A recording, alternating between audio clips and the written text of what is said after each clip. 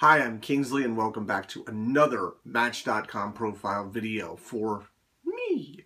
Alright, so today, today, tomorrow on today. Today, this is yesterday, this is today, this is tomorrow. When you bring yesterday and tomorrow together, you get today. So here is the talk for today. It's about exercise and nutrition. So, what do I enjoy doing? Well, as far as nutrition is concerned, let's just talk about that. I've discovered more recently in the last, month or so, I've revisited my roots of trying to eat healthier. When I was in high school, of course, you can, in high school, in my early 20s, you can pretty much eat anything you want to and sustain pretty well. But our bodies change over time. And I've revisited my belief that you have to have better nutrition. So I'm actually eating more fruits now, avoiding candy bars and the whole thing. And this is something that, months ago I would have been, grabbing a zero candy bar or something like that, or drinking a soda. I don't drink soda. I haven't had soda recently in probably the last week or two or something. And nothing in any recent memory that I can say. It hasn't been months or anything. But I quit pretty quickly without any effects of, withdrawal or anything like that. And you can definitely have caffeine withdrawal issues, but I didn't have any of that. So I'm definitely eating more fruits, trying to lean more into eating more vegetables and such like that. I try to eat more salads now. It's a little harder to get adjusted to it. So what I'm trying to do is, eat sandwiches with wheat bread and, lower calorie stuff versus just going out to eat all the time. And there's so much fried food. I actually had something fried yesterday when I was out of work, and it just made me feel miserable after I had it, just for me. It doesn't mean you can't have a hamburger from time to time or whatever, but the particular thing I had yesterday, which was wings, just didn't do it for me. So definitely try to eat healthier, more salads, more fruits, more vegetables. Fruit's a huge thing. I love fruit. This is pretty much the prime time right now for watermelon, and watermelon is one of my favorites. So I've been, going after the watermelon. Been really good. Exercise-wise, my exercise, I love weightlifting, and I love the whole thing. I started working out, recently, and have noticed very quickly how much fatigue you get. I'm actually starting to learn about ice baths and things like that to heal my muscles, because I'm trying to work really hard at it on the working out part to, get my physique back. And I was thinking about this yesterday. It's really not that long before you see a difference when you start working out. Just think, let's say you did it, you want to say, okay, I'm going to do it for 3 months and see what happens. Well, 3 months on average of, you could work out 3 days a week. I prefer to work out 6, but let's just say 4 weeks times 2 times a week, that's 8 times 3 months is 12. So it's only, or no, it's not. My math is horrible. 24. So really only 24 sessions, and you see some kind of an impact of your effort.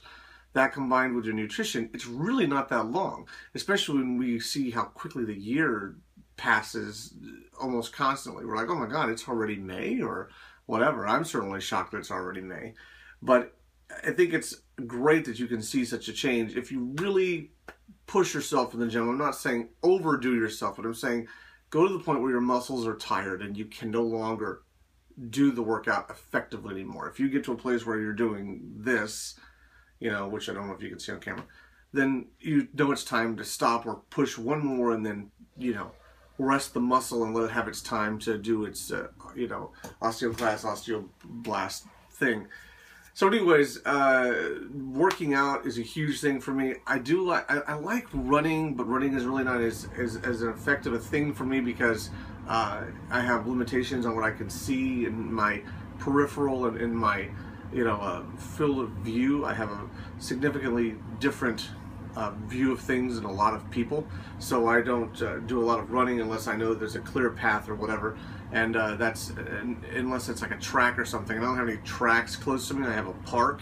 Who knows when people are going to be doing construction or whatever, so I tend not to do that. I do a lot of walks. I play with my dogs a lot. That's definitely a form of exercise, chasing them with the Frisbee. They love to play Frisbee.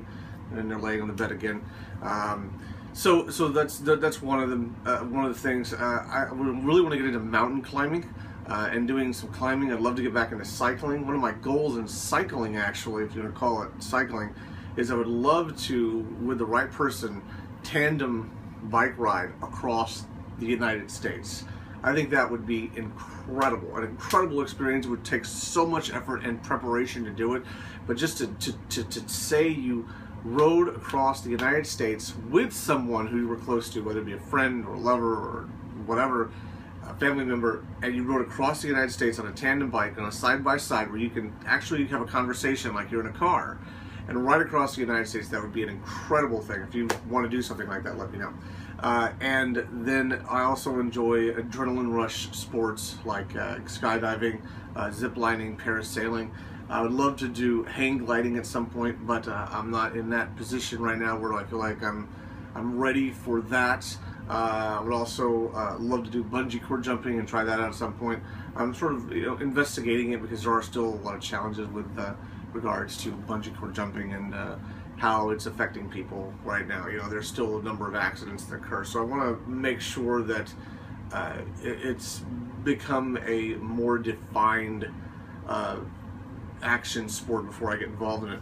I would love to learn how to ski. Of course, I've mentioned before my sight limitations, and I would love to go skiing though. And I don't know if it's a sight limitation issue, but I think about what happened to Sonny Bono from Sonny and Cher, where he actually killed himself, but by running into a tree. But I also discovered it was because he actually wasn't wearing a helmet. So there's a little bit of residual pain there, even though I wasn't involved in it. But there's a little bit of residual pain from that concept of running face first into a tree and dying that I didn't really go for as much.